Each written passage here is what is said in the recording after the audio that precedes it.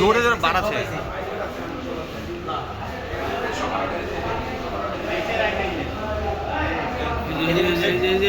টাকা পয়সা হ্যাঁ আরেকটা ডুবে যায় সাদাটা দেখছেন আরেকটা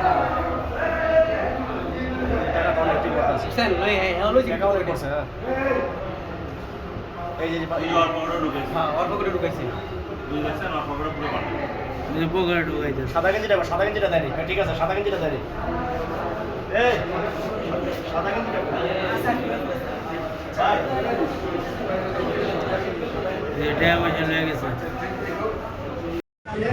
ডাকাত বলে এই করবেন কিভাবে আপনাদের এই সাহস দেখতেছেন? কত টাকা নিয়েছিলেন এখান থেকে? কেন 1,93,000 1,93,000 টাকা। আমি আইছি আমার ছাত্র মত হলে আমার পোলাপাই দিয়ে আমি তোমার সাথে ছাত্র ছিল? আমার পোলাপাই দিলে আসলে আমার তাহলে তুমি ছাত্র বলতেছো কেন?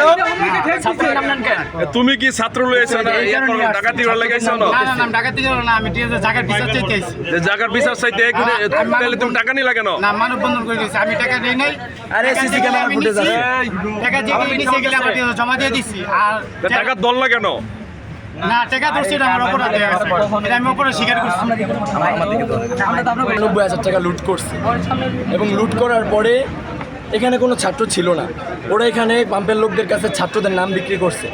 তো আমরা আমাদের দারুন নাজাত মাদ্রাসার টিমের কল পেয়ে এখানে চলে আসছি।